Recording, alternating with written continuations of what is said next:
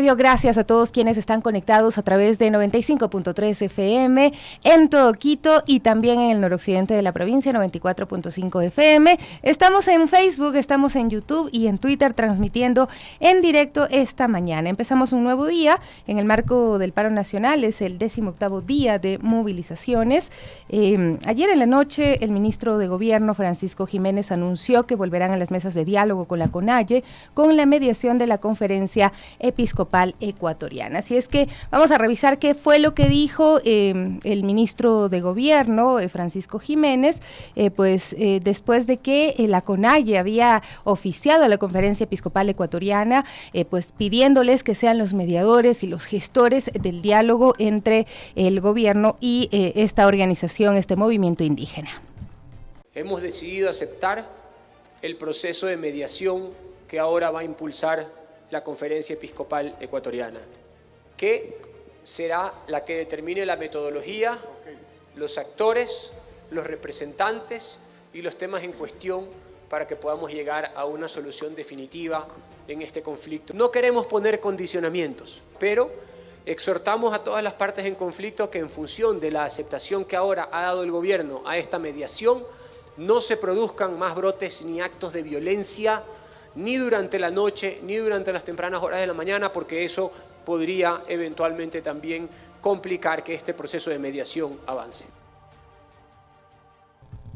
Eso fue lo que dijo el ministro Jiménez el día de ayer, aceptando esta posibilidad de diálogo, que ha sido una presión no solamente del movimiento indígena, sino también ya de muchos sectores sociales que dicen, en este punto hay dos vías, ¿no? El diálogo por una parte y por otra el recrudecimiento de la represión y el incremento de la violencia en nuestro país. Así es que, sin duda, el diálogo es la alternativa a la que nosotros también desde este medio le apostamos. Todo esto después de que el presidente tuvo un pronunciamiento más temprano, primero destacando que no pasó el procedimiento de muerte cruzada en la Asamblea, y esto fue lo que escribió. Veamos el tuit. Mi compromiso es trabajar por el bienestar de todos los ecuatorianos, implementamos acciones que responden a las necesidades de las familias más vulnerables, somos un país de gente luchadora que día a día busca salir adelante y solo unidos lo lograremos, cuenten conmigo. Esto lo dijo después de que en la Asamblea no se diera paso a la muerte cruzada. Leonidas Issa también se pronunció muy tarde en la noche, manifestó que siempre han estado abiertos al diálogo, que ellos oficiaron a la CONAIE, a la Conferencia Episcopal Ecuatoriana para que actúen como mediadores y que fue el gobierno el que abandonó esta posibilidad. Pero escuchemos qué fue lo que dijo Leonidas Issa.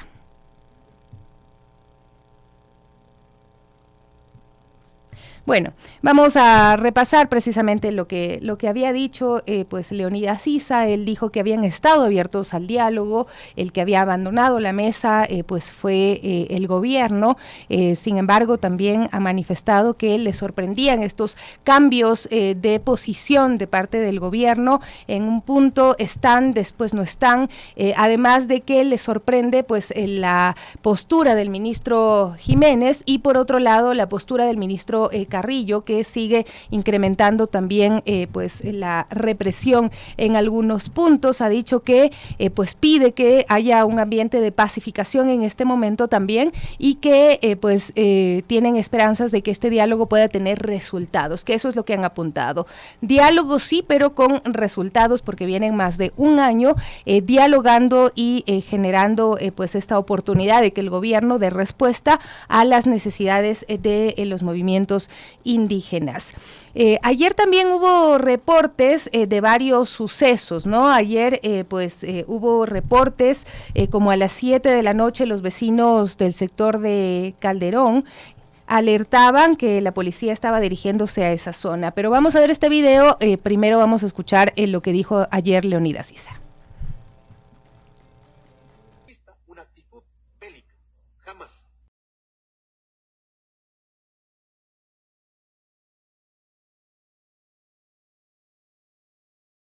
Les decía que como a las 7 p.m. Los vecinos del sector de Calderón y de otros barrios también alertaban que la policía estaba dirigiéndose a esta zona. Unos 150 motorizados, como se ven en las imágenes, llegaron precisamente a este lugar, y en Carapungo los policías se pasearon en las motos, apuntando también a las casas y lanzando bombas lacrimógenas, esto a pesar que los moradores les pedían que no lo hagan por la presencia de niños y también personas adultas mayores. Más tarde se registraron procedimientos que llaman la atención porque se ve claramente cómo no podemos contar el antecedente, pero sí el hecho que desde por sí ya llama mucho la atención, ¿no? Persiguen a unos jóvenes que intentan entrar a sus casas y les golpean en la puerta. 3, 4, 5 policías le dan con toletes a una sola persona, los patean.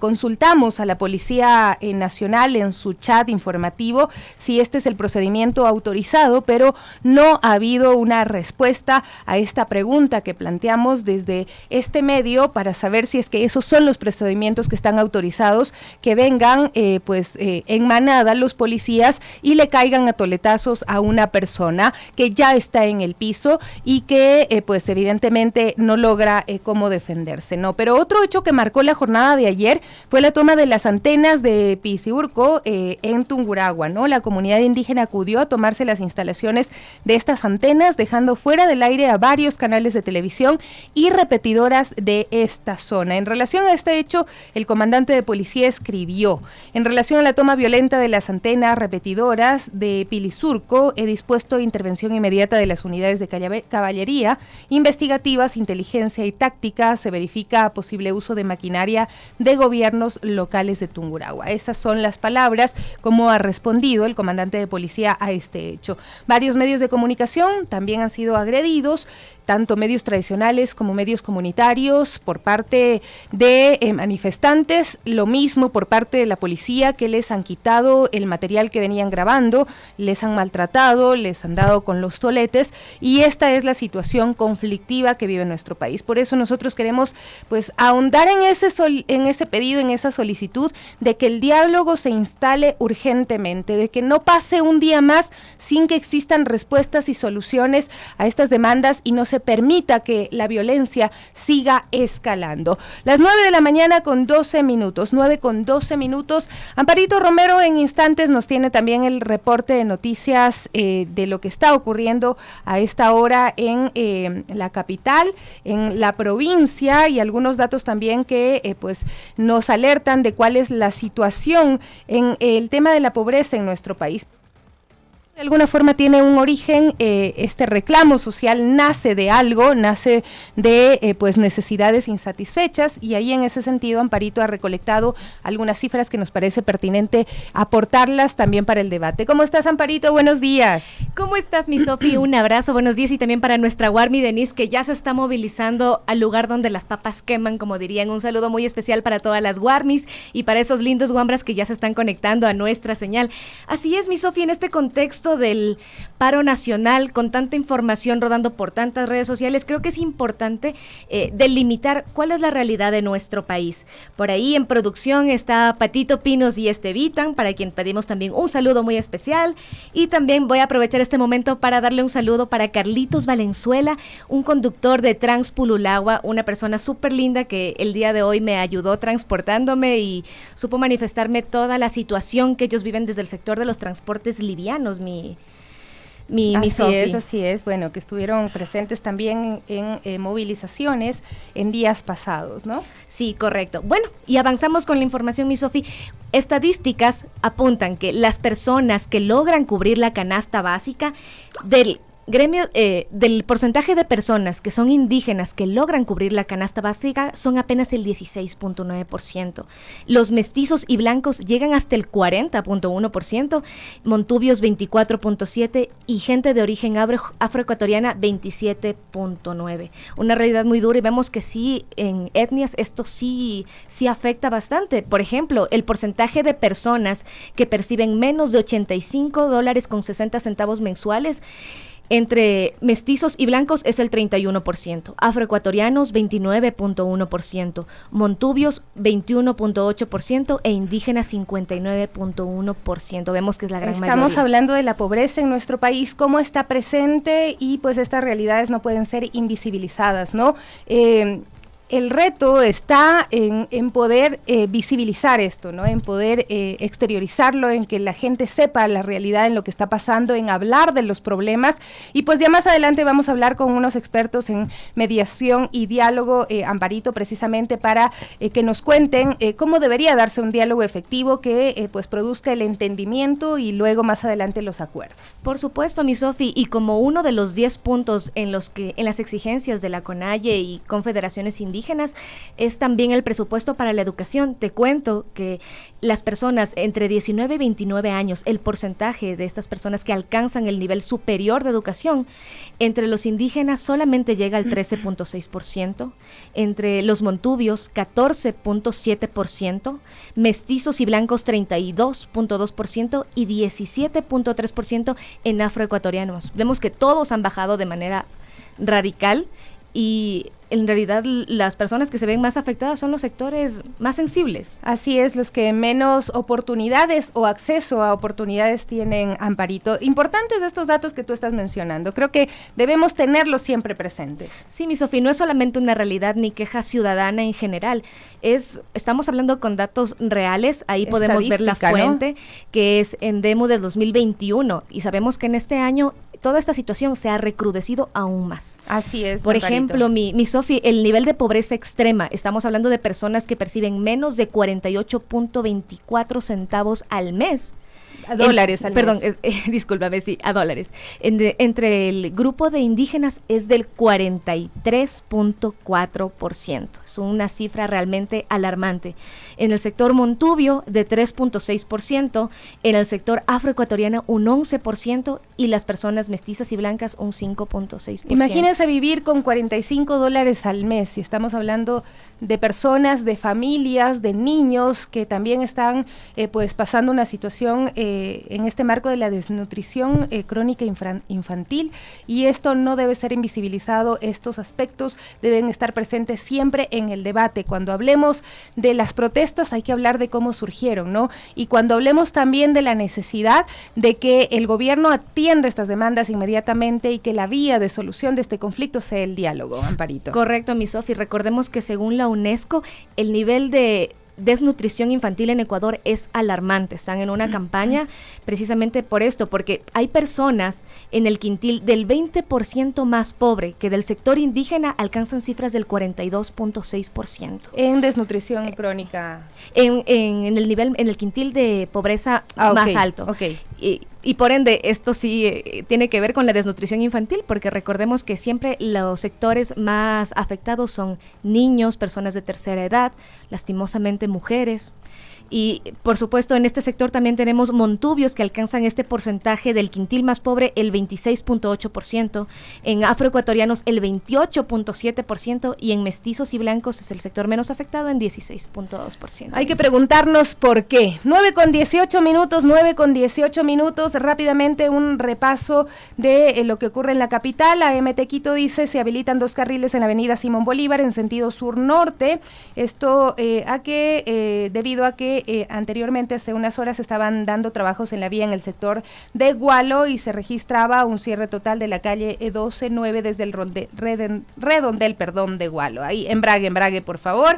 ¿Qué más? Debido a trabajos en el sector de la piscina de San Antonio, se registra cierre de ambos carriles en las calles Chaguar y Monjas. Esto lo informa a esta hora la Agencia Metropolitana de Tránsito. La autopista General Rumiñahui se encuentra habilitada la circulación vehicular. ¿Qué más? Al momento informamos que las vías habilitadas para dirigirse al aeropuerto son la Simón Bolívar, Ruta Viva, Avenida Interoceánica de 35 y conector al Pachaca. Ahí se encuentra habilitado el carril central del túnel Osvaldo Guayasamín en sentido Valle de Cumbayá, Quito, Avenida Cusubamba y Yacao se realiza un cierre vial. hay colaboración con el ordenamiento de vehículos que se acercan a abastecerse de gas. Vean ustedes, ayer unas broncas por un cilindro de gas. Eso también es algo que tenemos que reflexionar muchísimo sobre el comportamiento y el nivel de violencia que estamos alcanzando los ciudadanos. Bueno, ya vamos a repasar también el estado de las vías. Hace una hora la Agencia Metropolitana dice que en el centro histórico hay cierres en varias calles. Por la Asamblea Nacional también se registran cierres por manifestantes o escombros en la vía. La avenida 6 de diciembre y Robles, la avenida 12 de octubre parcialmente habilitada, desde la avenida Tarqui hasta la Mariscal Foch, presencia de manifestantes y escombros en la vía. En la 6 de diciembre, desde la avenida Ventimilla hasta la Tarqui, parcialmente habilitada, manifestantes y escombros en la vía. En la Tarqui, desde la 10 de agosto hasta la 12 de octubre, parcialmente habilitada, manifestantes y escombros en la vía. Y la Amazonas, desde la Ventimilla hasta la Patria, parcialmente habilitada. También en el norte, Calacalí, Y de la Armenia, Y28, parcialmente habilitada, la Giovanni Calles y Cacha, cerrada, escombros y manifestantes en la vía. Carapungo y 9 de agosto, escombros en la vía. En el redondel de Guayabamba está cerrado, avenida Intervalle, sector Cunuyacu, sector Tocya, cerrado, Huancavilca y Chillo Gijón, ingreso a los cuarteles, escombros en la vía, y Llanaurco, presente escombros. En el sur tenemos la OE4 y Julio Andrade, parcialmente habilitada y escombros, y también en la Clodoveo Carrión, parcialmente habilitada. Bueno, 9:21, vamos a darle paso a nuestro invitado el día de hoy. Me dicen por favor si está conectado ya nuestro invitado para que podamos saludar, y queremos hablar acerca del tema del diálogo. Vamos a tratar de hacer ese enlace en tan solo unos instantes y regresamos enseguida luego de esta cortísima pausa con ustedes. 30 040 32 40 050. Como siempre es un gusto poder acompañarles. No se olviden nuestro número celular, que también está a su disposición para que nos envíen videos, sus reportes, sus inquietudes, sus quejas de su barrio, de su comunidad. 098 063 76 63 098 063 76 63. Ese es nuestro número de WhatsApp, en el que estamos pues a la expectativa de lo que ustedes nos envían. Muchos reportes que los hemos compartido, los hemos difundido durante estos días, porque nos habla la gente del barrio, nos habla la gente de la comunidad. 9:26, entonces vamos a saludar ya con nuestro invitado el día de hoy. Les decíamos, se trata de Enrique Aguilar Montalvo, director general de la Fundación Pueblos de América. Esto por una iniciativa que se llama Camino al Diálogo, y nosotros estamos interesados en poder abordar este tema como una vía, la mejor vía necesaria y urgente para poder pacificar a nuestro país en este momento. 9:26. Buenos días, ¿cómo está? Bienvenido. Si habilita su micrófono, tenga la bondad. Hola. ¿Aló? Ahora sí, buenos días. ¿Cómo está, Enrique? Bienvenido. Gracias, muchísimas gracias por el espacio, Sofía. Bueno, efectivamente, nosotros dentro de la sede de la Fundación Pueblos de América hemos considerado muy importante en estos momentos el abrir los espacios para dialogar, para conversar, para entender lo que el diálogo representa como una herramienta para expresar las ideas. Es decir, consideramos que es la forma más adecuada para reconstruir la complejidad y riqueza de lo que nos es dado pensar, ¿no? Por tanto, creemos que es la vía del entendimiento, de la comprensión y transmisión de conceptos para el convivir social. A partir de este concepto, va a haber una interacción con el público asistente y los panelistas que hemos invitado a un grupo de destacados académicos y representantes ecuatorianos para poder conversar, intercambiar ideas, intercambiar conceptos, pero sin fines de coyuntura política, sino como un entendimiento de la importancia del diálogo como fundamento de comunicación, de comprensión y de entendimiento, como le decía hace un momento Sofía. Yo precisamente hablaba de esto, ¿no? De estas etapas, de ese diálogo, del establecer el encuentro, el contacto, pero este diálogo tiene que tener un entendimiento para poder llegar a acuerdos. ¿Cómo se desarrollan dentro del diálogo estas etapas y qué es necesario de parte de cada una de las personas o de los actores que intervienen en este diálogo para que sea efectivo, para que sea sincero, para que sea real? Sofía, es claro, no puede haber diálogo sin igualdad. Es decir, no puede estar una u otra parte sobre la primera. Es decir, tiene que haber una igualdad de posiciones. No puede haber una imposición, no puede haber un autoritarismo, no puede haber la fuerza por ninguno de los dos lados. Porque el rato que existe del uno o del otro lado una mayor cantidad de condicionamientos, usted ya rompió el diálogo, porque ya no existe igualdad. Y la igualdad es la base esencial de un diálogo. Es decir, no puede haber diálogo sin igualdad. Es imposible concebir un diálogo tratando de sostener cada uno la piedra más grande para ver cuál es el más poderoso. Eso no es viable, eso no es lógico, eso no es determinable por ningún concepto. Es decir, el sustento del diálogo es la igualdad. Entonces, de ahí tendríamos que partir, Sofía. Pero, ¿cómo se produce ese diálogo pensando en que en nuestro país, y bueno, en general el poder tiene un problema ahí que siempre le pone a la persona en una posición de superioridad? ¿Cuál sería la recomendación también para las autoridades y pues para los líderes que están en este momento pensando en que se vuelva a esta mesa, que se instaure nuevamente el diálogo? Yo pienso que hay que, de alguna manera, hacer un espacio de paz.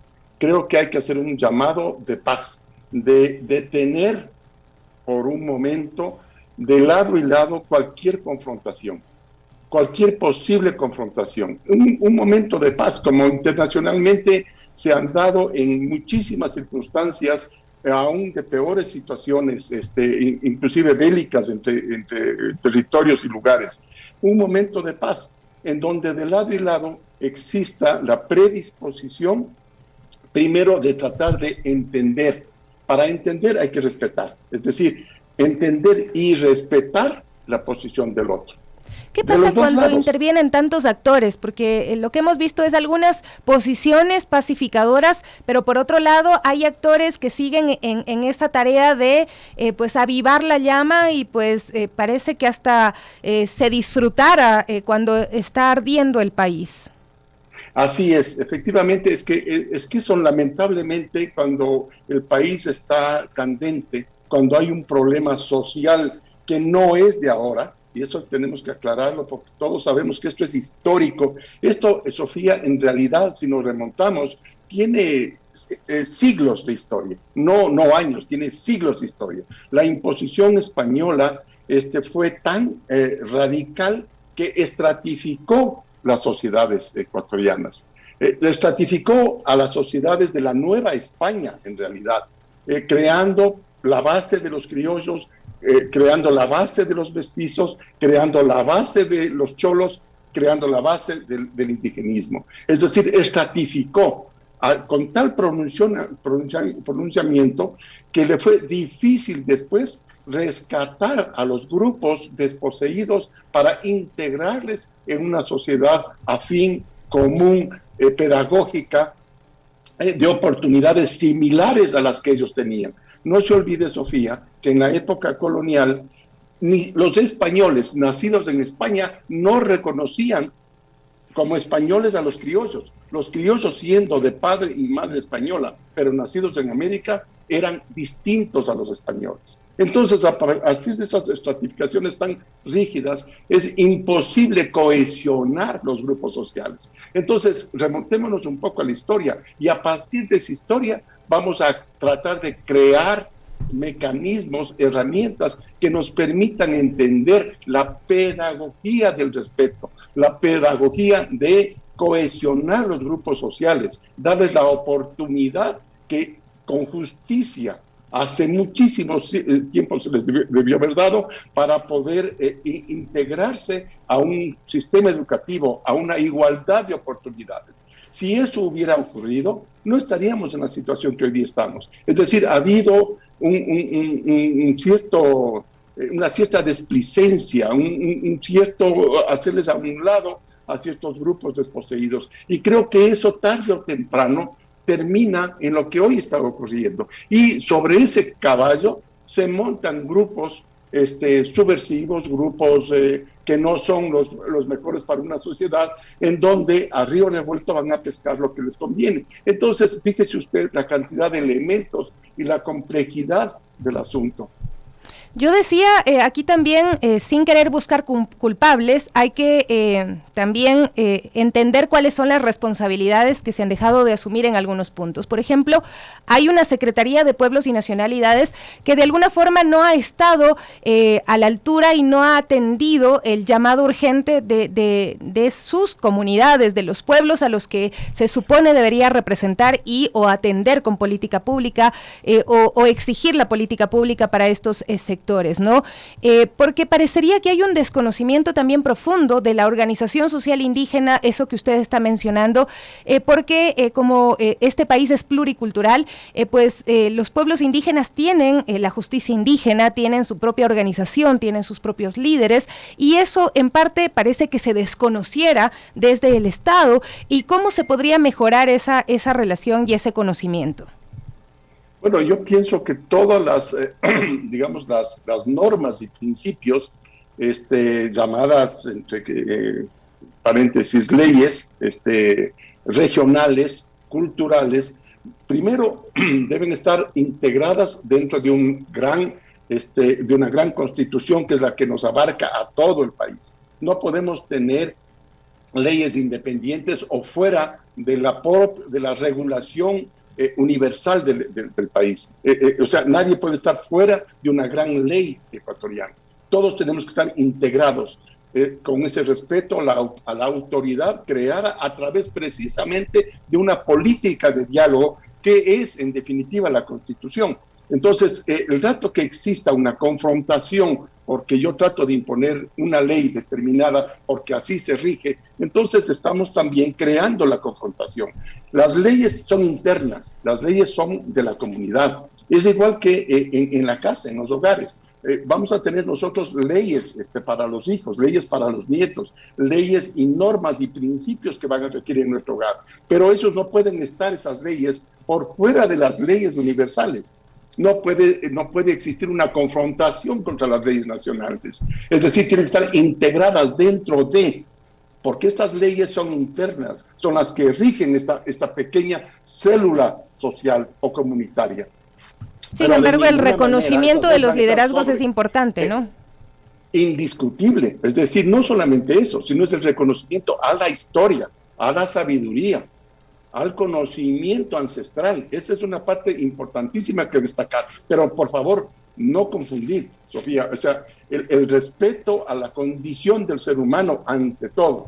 Luego, el respeto a su cultura, a su memoria, es igualmente indispensable, porque esa es la identidad del ser. Esa es la identidad de la comunidad. Usted no puede irse sobre la identidad de las personas. Ahora, Enrique, usted avasallando a la persona. Enrique, yo en este momento veo dos posibilidades y ya lo hemos hablado un poco. La una es el diálogo, y si es que no es el diálogo, ¿qué podría pasar con nuestra sociedad?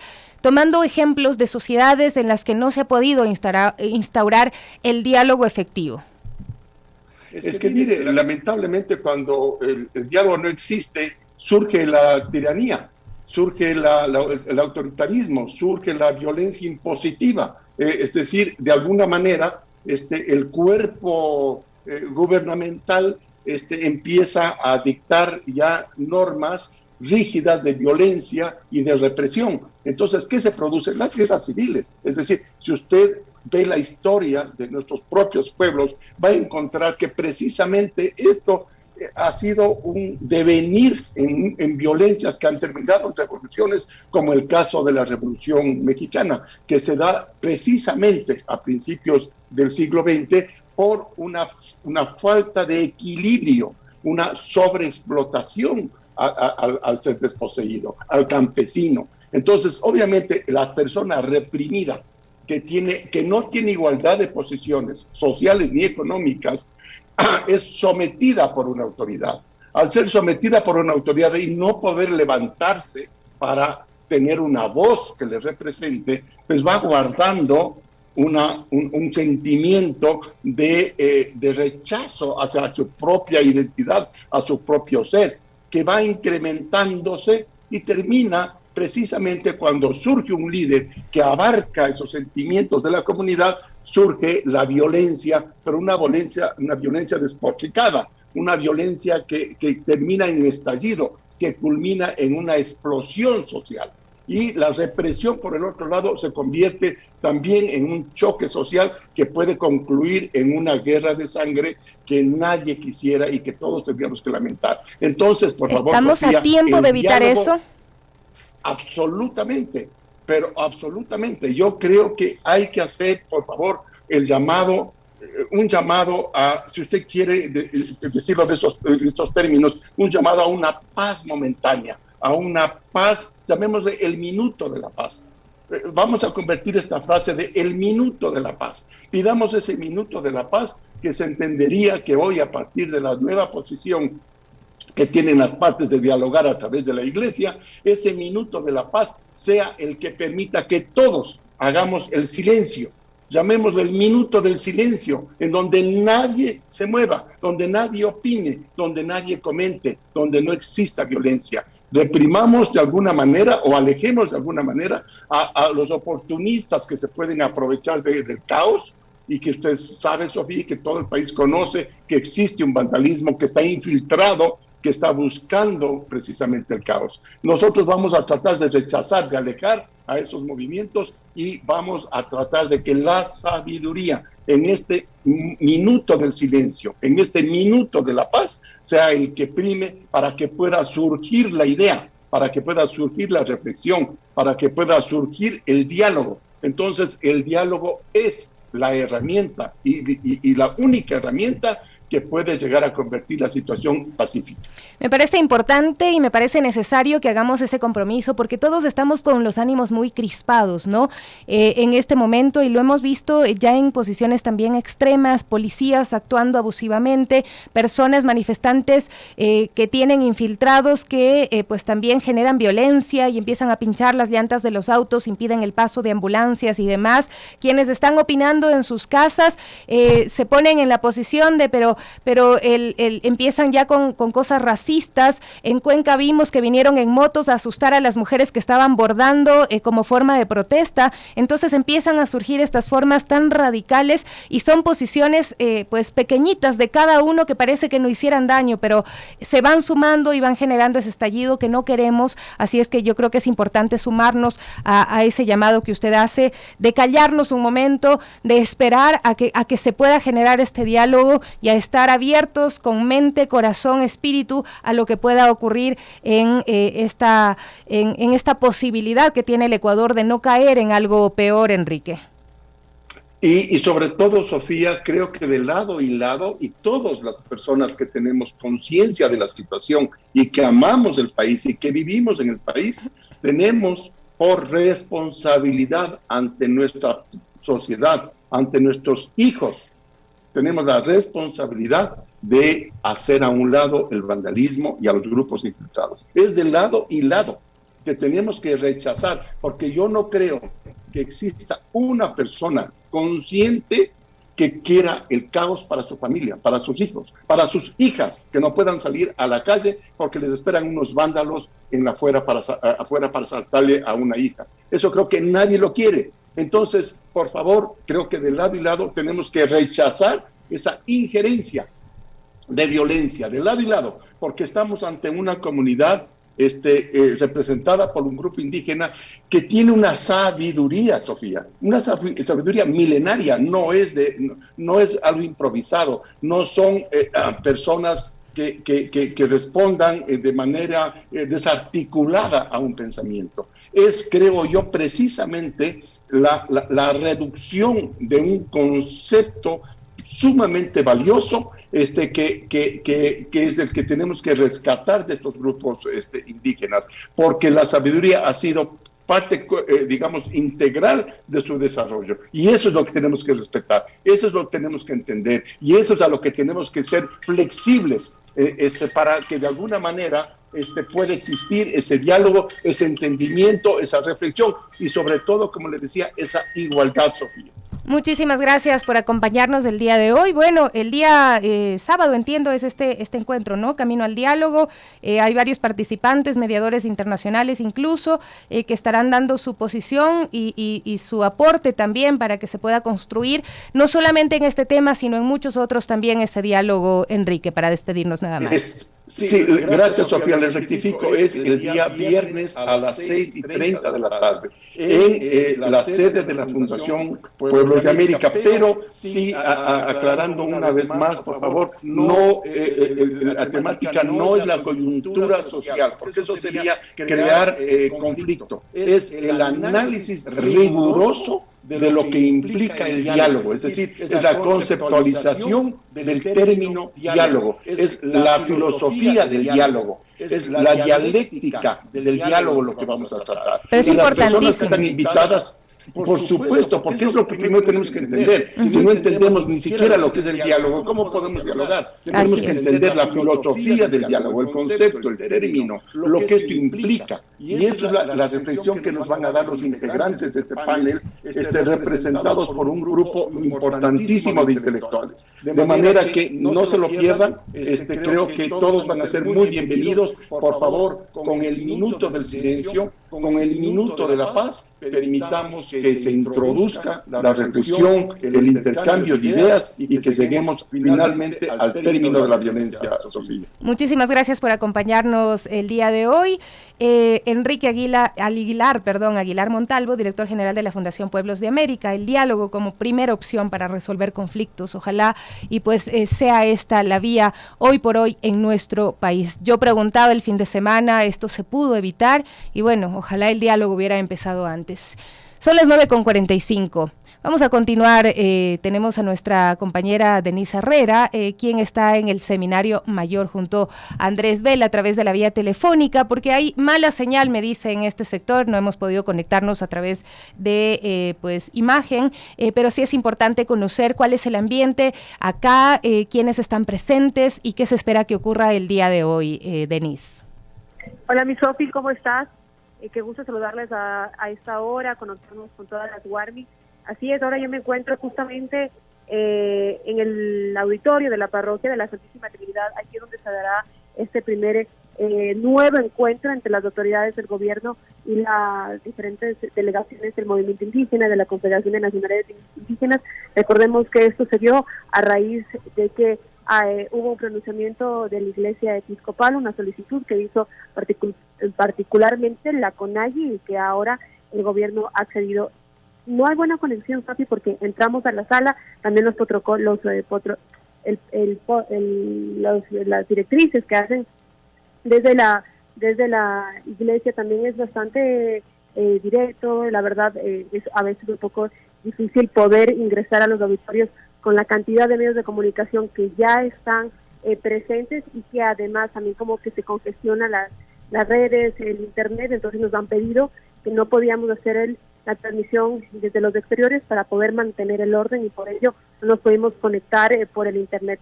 Hay un poco de tensión, Sofi, ya sabemos, hemos hablado durante ya 18 días todas las diferentes visiones sobre este tema. Aún no llegan los representantes de la CONAIE, hay diferentes delegaciones, hay bastantes medios de comunicación, sin embargo hasta el momento tampoco llegan las autoridades del gobierno. Ahora empiezan a llegar de a poco los representantes, ahorita debemos ingresar a la vicepresidenta de la CONAIE, también las diferentes delegaciones de la FEINE. Así que bueno, se espera que este sea el primer encuentro, que haya un nuevo diálogo y que realmente ahora se pueda subsanar todas estas vicisitudes que ha tenido estos 18 días de paro, donde nosotros también hemos podido narrar lo que ha ocurrido en territorio, también las diferentes visiones y la cosmovisión que tiene ahorita el movimiento indígena, pero lo que sí hay bastante precaución para la transmisión y que no se dañe el orden aquí con los medios y las delegaciones que empiezan a llegar. Me decías que están empezando a llegar ya las delegaciones indígenas. No hay una hora establecida para el diálogo, es decir, vamos a estar pendientes durante esta jornada en qué momento se produzca. Exacto, o sea, la convocatoria y la convocatoria que hizo la Conferencia Episcopal Ecuatoriana es a las 9:30, pero sin embargo hasta ahora no están, o sea, está llegando las personas, no hay una hora exacta de dónde se inicia, a qué momento se iniciará el diálogo. Es una sala amplia, sin embargo hay mucha gente y comienza ya a llenarse también este espacio, por tanto es difícil también las transmisiones por internet e incluso la propia señal. Nosotros estábamos conectándonos y de repente como todo cayó, suponemos que debe ser también por parte del protocolo y del cuidado que deben tener. Entonces no nos permiten como estar muy dispersos a los medios para poder mantener, según ellos, el orden. Pero las personas y los medios que están ingresando son medios privados, medios comunitarios, porque también se ha hablado mucho de eso en estos días y bueno, quería preguntarte cómo está ahí el ambiente en este sentido. Sí, en este caso, recordemos que como es ahora la conferencia episcopal quien hace esta mediación, que bien lo ha dicho ayer el presidente de la Confederación de Nacionalidades Indígenas, Leonidas Giza, hoy por ejemplo no está la Guardia Indígena, ya no son las limitaciones o las solicitudes que hace cada sector, ni el gobierno ni la CONAIE. Ahora este diálogo, Sofi, como bien también lo ha dejado claro ayer las autoridades, el ministro de gobierno y también el presidente de la CONAIE, Leonidas Giza, esta será con la mediación de la iglesia. Todo será de acuerdo a las solicitudes y los requerimientos que hace la iglesia. Por tanto, aquí hay medios privados, hay comunitarios. El ingreso ha sido muy fácil, no hubo revisión, hubo simplemente una inspección del material, pero no como se vivió ya en la jornada de la Basílica, donde estaba la Guardia Indígena, donde regulaban qué medio entrar o no. En este caso, todos los medios han tenido acceso, ya están ubicados por la cantidad de medios que están, también han resuelto como hacernos ingresar rápidamente y ubicarnos para que no haya una interferencia. Todos están ubicados justamente en sillas ya frente a las mesas que están ya también colocadas a la expectativa de que lleguen las autoridades del gobierno y a la expectativa también de que llegue Leonidas Giza. Recordemos que este diálogo se da en un contexto donde el gobierno desconoció al líder principal del movimiento indígena y que si bien ahora se ha argumentado de que se aceptará la mediación de la iglesia, pues es la iglesia ahora quien coordina todo esto. Así que, por ejemplo, no sabremos qué representante llegará por parte del gobierno y asimismo faltan que lleguen las principales delegaciones del movimiento indígena. ¿Qué pasa en los exteriores? ¿Pasa como ocurrió en la Basílica, que hubo una cantidad importante de personas respaldando este diálogo? Ahora no hay presencia de nadie. Como esto fue también un anuncio que fue hace más o menos de una hora que se pudo conocer de este comunicado y de ya de que se concretó finalmente un nuevo acercamiento. No hay personas de afuera, esto está muy tranquilo, esto cerca de la Plaza Italia, estamos dentro de los espacios de la iglesia ecuatoriana en la capital, donde la verdad no hay manifestaciones, no hay tampoco ninguna organización en los exteriores.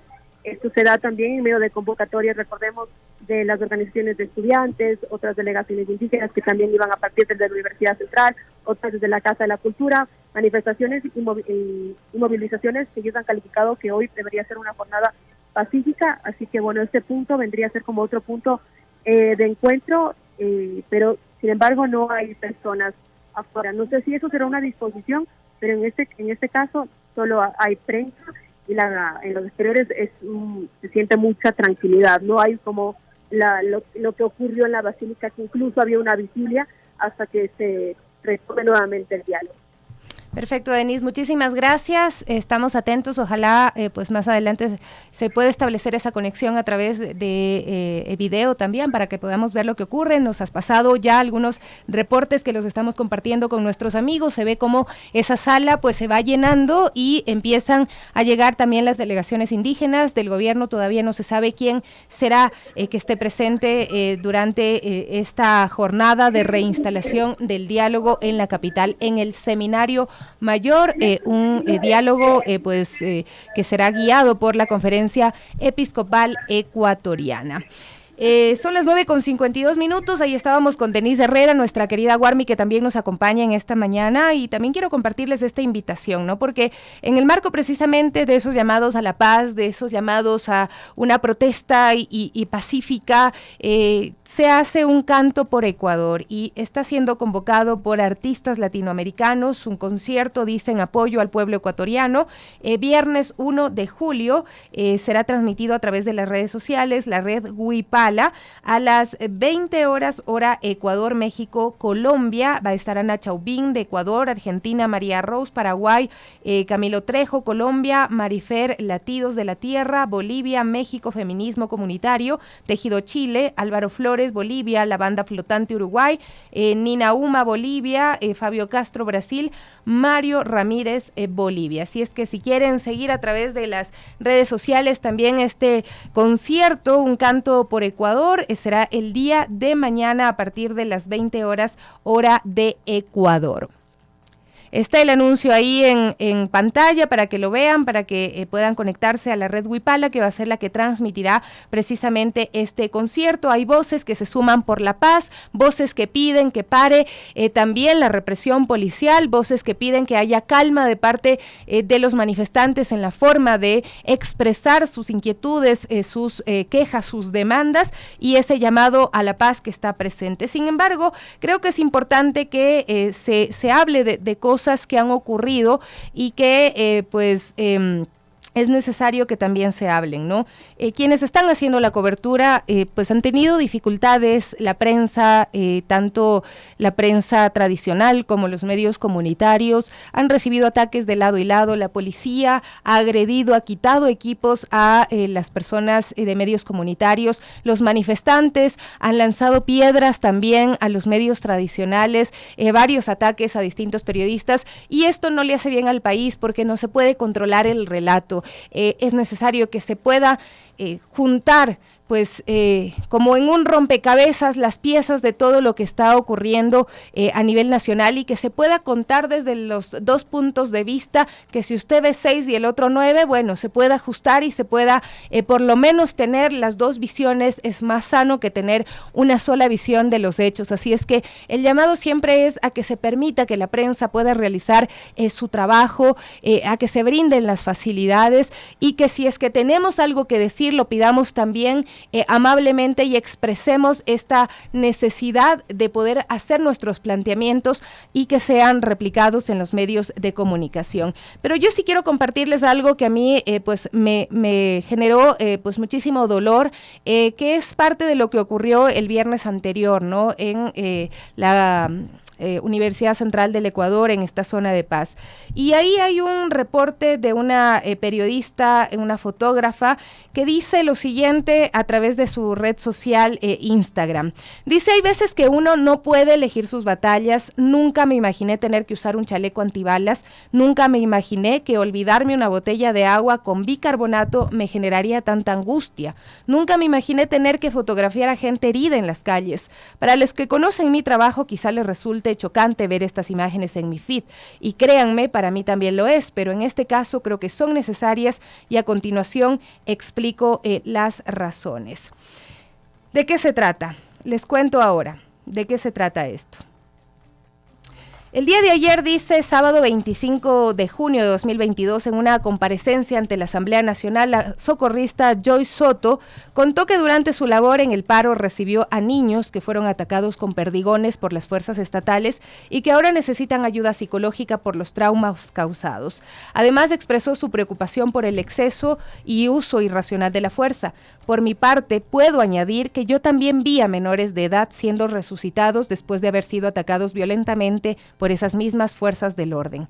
Por eso, en este 14º día de paro, esta publicación es de días atrás, quiero contarles que pongo todo mi archivo fotográfico de estos días a disposición de las instituciones y ONGs que estén investigando violaciones a los derechos humanos en el marco de estas violaciones. Tengo muchas fotografías gráficas que por respeto a las víctimas he decidido no postear, no compartir. Aquí solo enseño algunas en las que las personas son irreconocibles. Pienso que en esta situación las fotografías pueden servir para algo más que recibir unos likes. Además, invito a mis colegas fotógrafos y fotógrafos, videógrafos, a hacer lo mismo si quieren escribir sus nombres en los comentarios, dice ella.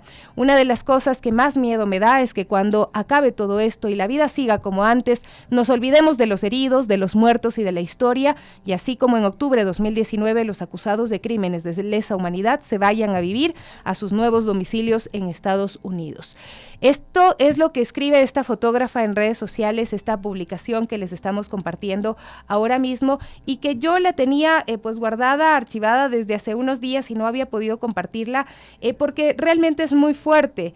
Y a pesar de que es necesario que haya este diálogo y de que se depongan posiciones, quienes han estado pues desde el punto de la imparcialidad en el rescate a las víctimas, a los heridos, quienes han estado como fotógrafos, como periodistas, tienen esta necesidad también de poner este archivo a consideración de las autoridades, del mismo gobierno, que también tiene que pedir a las fuerzas policiales que actúen siempre en el marco de la ley, porque no pueden pasarse de ese marco, porque hacerlo significa también ser parte del caos y generar e incrementar la violencia.